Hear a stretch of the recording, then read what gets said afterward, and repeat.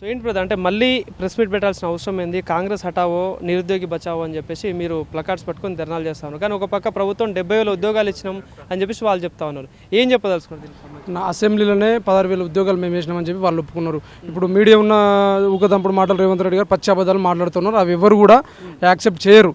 ఎందుకంటే 3 ఏళ్ళు అయిపోయిన తర్వాత కూడా 4 సంవత్సరాల నుంచి వెయిట్ చేస్తూ ఉన్నాం. పోలీస్ రిక్రూట్మెంట్కి సంబంధించి 19,000 ఉద్యోగాలు ఖాళీ ఉంటాయని చెప్పి 7,437 ఉద్యోగాలను విడుదల చేసి దాని పరంగా చూసుకుంటే, రోస్టర్ పరంగా చూసుకుంటే కనీసం క్యాస్ట్కి ఒక పోస్ట్ కూడా రానటువంటి సందర్భంలో మేమందరం రోడ్ల మీదకి వచ్చి ధర్నాలు చేస్తూ ఉంటే నిరుద్యోగులారా రాజకీయ ప్రలోభాలకు, రాజకీయ నాయకుల ముసుగులో చాలామంది నోటిఫికేషన్ రాకుండా అడ్డుకుంటున్నారు. మీరు దయచేసి ఆ ప్రలోభాలకు లొంగకుండా అని చెప్తాడు.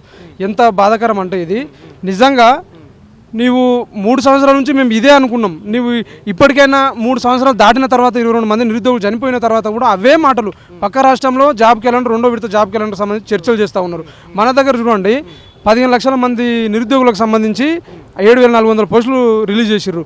పోస్టులు విడుదల చేసిన తర్వాత వయోపరిమితి నోటిఫికేషన్ వచ్చిన తర్వాత వయోపరిమితి తగ్గిస్తారా? పెంచుతారు ఎక్కడన్నా? ఏ రాష్ట్రంలో నువ్వు వయోపరిమితి తగ్గించను. మేము పెంచామని చెప్పి 34 నుంచి 36 వరకు పెంచామని ధర్నాలు చేస్తే 15 రోజులు నిరుద్యోగులు రోడ్ల మీదకి వెళ్ళి తిప్పించుకొని లాస్ట్కి వస్తే ఏదైతే తగ్గించినో 32 వరకు 34 నుంచి 32 వరకు తగ్గించి ధర్నాలు చేస్తే 32 నుంచి 34 వరకు పెంచి పాలాభిషేకం చేసుకుంటున్నటువంటి పరిస్థితి. పాలాభిషేకం చేసుకొని కొంతమంది బ్యాచ్ని పిలిపించుకున్నాడు, పేమెంట్ బ్యాచ్ని. వాళ్ళు ఎట్లా అంటే డే మొత్తం కాంగ్రెస్ పార్టీని, టీఆర్ఎస్ పార్టీని తిడతారు.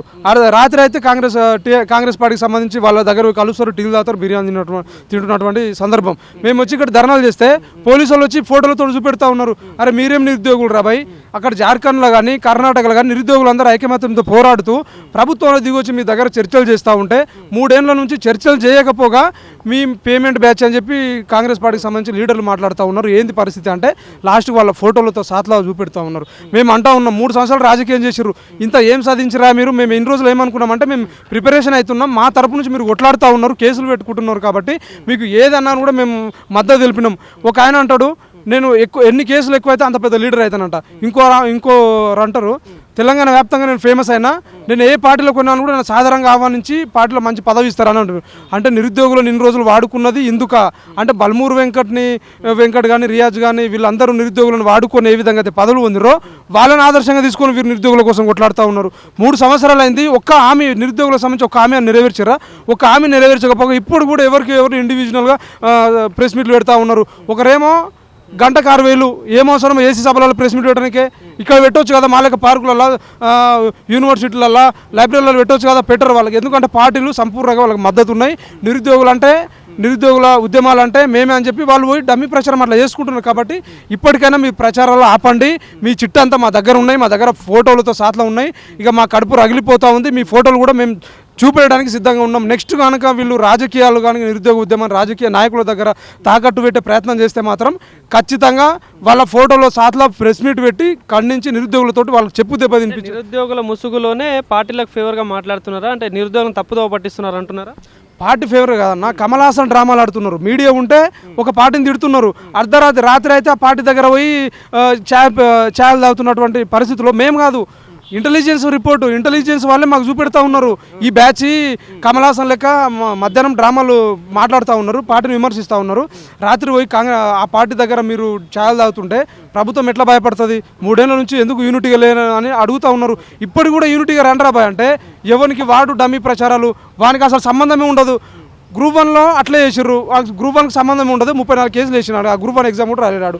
ఇట్లా ఈ కానిస్టేబుల్ ఉద్యమానికి సంబంధించి కూడా 2 నెలల నుంచి కానిస్టేబుల్ కోసం పోరాడుతున్నాం అన్న. జెన్యున్గా ఏం సాధించినావు కానిస్టేబుల్లో? వాడు ఇవ్వాలనుకున్నది అదే 7,437 ఉద్యోగాలు ఇచ్చిండు. వయోపరిమితి 7 పెంచిండు, తగ్గించిండు, కావాలని పెంచిండు.